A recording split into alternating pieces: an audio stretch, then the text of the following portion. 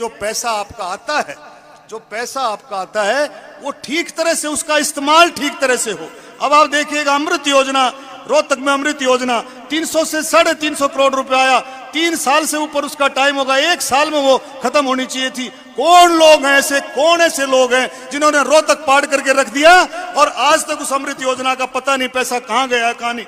ऊपर ऊपर पैसा आता है और ऊपर इस तरह का ध्यान रखा जाए मुख्यमंत्री जी कि रोहतक की जो ये सीट है, लोग कहते हैं बीजेपी 5 साल राज करेगी, बीजेपी 10 साल राज करेगी। माननीय मुख्यमंत्री जी को मैं कहूंगा कि बीजेपी सारी उम्र राज कर सकती है अगर आपने रोहतक को संभाल लिया। रोहतक को संभाल लिया, बीजेपी सारी उम्र राज कर सकती है। कभी सोनीपत से, रोहतक से, रोहतक माननीय मुख्यमंत्री जी, माननीय प्रधानमंत्री जी के आशीर्वाद से, आपकी मेहनत से ये एक सपना था कि भी क्या हम रोहतक जीत सकते हैं। मैं रोहतक की जनता का, जो दूर दूर से, महम से, कलानौर से, कलोई से, सांपला से, रोहतक से आए उन सभी साथियों का तहे दिल से धन्यवाद करता हूं कि आपके आशीर्वाद से ये रोहतक की सीट जीती गई। और माननीय मुख्यमंत्री जी को एक बात और कहूंगा, 1 मिनट, अरे सुन जाओ, 1 मिनट बैठ जाओ,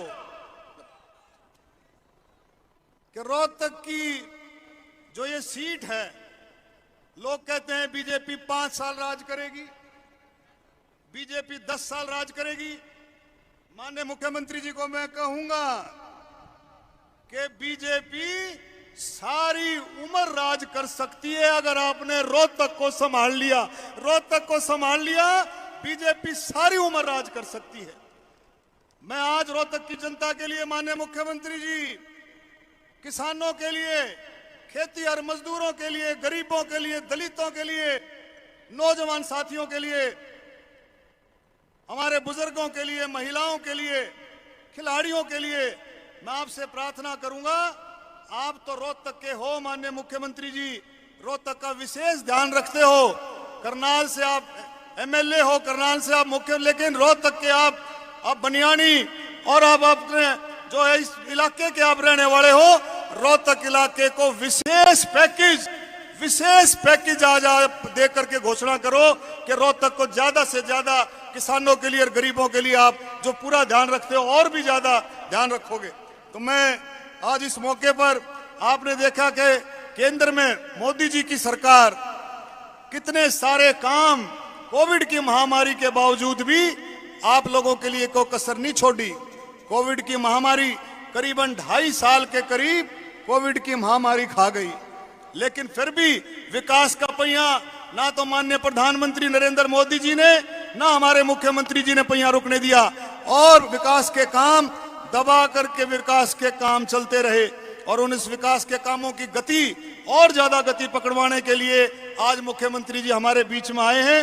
38 करोड़ की योजनाओं के आज पत्थर, कई काम पूरे हो चुके हैं और कई काम जो है अब शुरू होंगे। 38 करोड़ के कामों की आज योजनाओं की आज मुख्यमंत्री जी ने पत्थर रखा।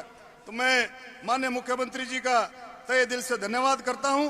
माननीय मुख्यमंत्री जी, हमारा जो इलाका है रोहतक का, झज्जर का, इसमें एक तो इरिगेशन डिपार्टमेंट से, सिंचाई विभाग से मैं आपको सारे कामों की अपनी लिस्ट में आपको दूंगा कि इरिगेशन डिपार्टमेंट, स्कूलों की हालत भी कई जगह थोड़ी गड़बड़ है, स्टाफ की है, या आप लोग विशेष ध्यान पहले से रखते हैं, और ज्यादा ध्यान रख करके स्कूलों की हालत और इरिगेशन, सिंचाई विभाग का भी विशेष ध्यान रख करके जो जो किसानों की बातें हैं उनको आप पूरा कराने की पूरी कोशिश करेंगे। और कल आप जो है शिक्षा के क्षेत्र में एक नया अध्याय आप जोड़ने जा रहे हैं। 5 लाख टेबलेट 10वीं और 12वीं के छात्रों को कल आप शुरुआत करेंगे रोहतक से, और मेरी आपने झज्जर ड्यूटी लगाई है, कल आप रोहतक से शुरुआत करेंगे। 10वीं और 12वीं के छात्रों को 5 लाख टेबलेट आप बांट करके उनको डिजिटल प्रोग्राम से जोड़ने का एक कार्यक्रम है, माननीय प्रधानमंत्री जी का सपना है, उससे जोड़ने की पूरी कोशिश आप करेंगे।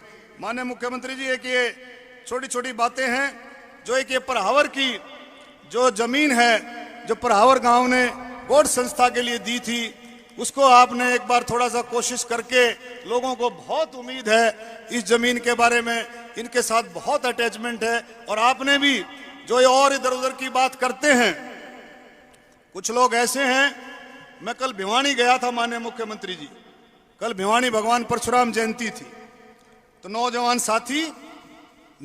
साथी फरसा फहरा रहे थे। पुलिस ने उनके फरसे को रोका, मैंने पुलिस से बातचीत करके उनके फरसे दिलवाए और उन नौजवान साथियों को समझाया कि मेरे घर में मेरे दादा परदादा के समय से 120 साल से मेरे घर में फरसा है और हम भगवान परशुराम की और फरसे की भी पूजा करते हैं। लेकिन हमारे पिताजी ने फरसे का सम्मान समझाया है, हमारे दादा ने फरसे का सम्मान समझाया है कि फरसे का क्या सम्मान है। फरसा कोई एक ऐसी चीज नहीं है जो लिया निकाल लिया और किसी भी चीज के लिए इस्तेमाल किया। फरसा सम्मान का प्रतीक है, फरसा सभी जातियों के लिए सम्मान का प्रतीक है। इसका सम्मान करना हमारा फर्ज है। मैं माननीय मुख्यमंत्री जी को कहूंगा कि इधर उधर की बातों का ध्यान ना करके आपने 1 महीना पहले इस बात को कह दिया था कि प्रहावर की जमीन का मैं सारा काम करूंगा। मैं आज फिर से स्टेज के माध्यम से आपको कहूंगा कि भाई इस प्रहावर की जमीन का कोई ना कोई फैसला जो आपके दिल में है इसको जल्दी से जल्दी करें। और भी माननीय मुख्यमंत्री जी एक बात और है, जैसे योगी जी की सरकार ने एक बात शुरू की है, आप लोगों ने योजनाओं में कोई कसर नहीं छोड़ी। योजनाएं गरीबों के लिए हों, किसानों के लिए हों, रोजाना योजनाएं केंद्र सरकार ने, हरियाणा सरकार ने कोई योजनाओं में कसर नहीं छोड़ी है।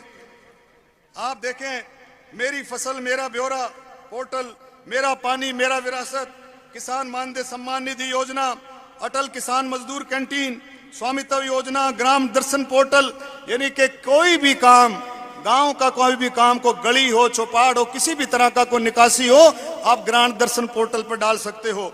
और उसके साथ आपने नगर दर्शन पोर्टल की भी शुरुआत कर दी है। हरियाणा कौशल रोजगार निगम, यानी कि नौकरियों के लिए किसी के पास जाना नहीं पड़ेगा, आप अपने कौशल रोजगार निगम में अपना नाम दर्ज कराओ और नौकरी पाओ। बेटी बचाओ बेटी पढ़ाओ, सुकन्या समृद्धि योजना, आयुष्मान भारत योजना और कितनी सारी योजनाएं माननीय मुख्यमंत्री जी आपने दी हैं। और पैसों की कोई कमी नहीं छोड़ी, आपने कोई कमी नहीं छोड़ी पैसों की। लेकिन आप, मैं एक बात कहूंगा, जिस तरह से योगी जी ने प्रोग्राम शुरू किया है, अफसरों का, अपने हमारे जो कार्यकर्ता हैं, हमारे जो लीडर्स हैं, हमारे जो कैंडिडेट्स रहे हैं और भी जो सीनियर लीडर्स हैं, उनकी एक बार ड्यूटी लगा करके जो पैसा आपका आता है वो ठीक तरह से, उसका इस्तेमाल ठीक तरह से हो। अब आप देखिएगा, अमृत योजना, रोहतक में अमृत योजना 300 से 350 करोड़ रुपए आया, 3 साल से ऊपर उसका टाइम होगा, 1 साल में वो खत्म होनी चाहिए थी। कौन ऐसे लोग हैं जिन्होंने रोहतक पाड़ करके रख दिया और आज तक उस अमृत योजना का पता नहीं पैसा कहां गया, कहां नहीं। ऊपर पैसा आता है और ऊपर इस तरह का ध्यान रखा जाए। मुख्यमंत्री जी, आप ईमानदार हो और आपकी चर्चा है, आपकी चारों तरफ चर्चा है आपकी ईमानदारी की, और आप ईमानदारी के साथ साथ आप बहुत ही शरीफ, आप कोई भी कुछ कह जाता है लेकिन आप बिल्कुल शराफत के साथ, आप एक राजनीतिक जो मुख्यमंत्री की जो भावना होनी चाहिए उसके हिसाब से आप चलते हो। तो मैं आपसे प्रार्थना करूंगा कि भी इनकी देखरेख के लिए आपका जो पैसा आता है, अगर वो पैसा ठीक से, अगर वो पैसा लग जाए तो हरियाणा स्वर्ग बन सकता है, इसमें कोई दो राय नहीं है। तो मेरी आपसे प्रार्थना है कि ऐसी देखरेख, सभी कामों की देखरेख वो आपके नेतृत्व में होनी चाहिए। बाकी मैं आपका फिर से तहे दिल से धन्यवाद करता हूं। आपने मोदी जी का जो प्रोग्राम है अमृत सरोवर का, वो भी आपने चालू कर दिया है, उसका भी आपने उद्घाटन किया और बहुत जल्दी हर जिले में 75 अमृत सरोवर बनेंगे। लोगों में जबरदस्त जोश है, गांव में हर जगह जोश है इस स्कीम के लिए, माननीय मोदी जी की स्कीम के लिए और देश के लिए। मेरे साथियों, भारतीय जनता पार्टी की 5 साल 10 साल जरूरत नहीं, भारतीय जनता पार्टी की सदा के लिए जरूरत है।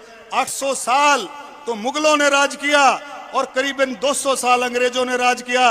मेरे दोस्तों, मेरे साथियों, मेरे बुजुर्गों, आपने इसको भारतीय जनता पार्टी के नेतृत्व में, मोदी जी के नेतृत्व में इस चीज को आपने संभाल करके रखना है, आपने बचा करके रखना है। बहुत ईमानदारी से मोदी जी का जो काम चल रहा है, बहुत ईमानदारी से चल रहा है। और अगर स्वाभिमान की हमें परवाह है तो हमारे को भारतीय जनता पार्टी के शासन को और मजबूती से आगे बढ़ाना है। हमारे बीच में भाई देवेंद्र बबली जी बहुत ईमानदार, बहुत बढ़िया जो है मंत्री हैं, ग्रामीण विकास मंत्री, मैं उनका भी स्वागत करता हूं भाई देवेंद्र बबली जी का। इन्होंने भी भाई बहुत जो है लोगों की सेवाएं की है।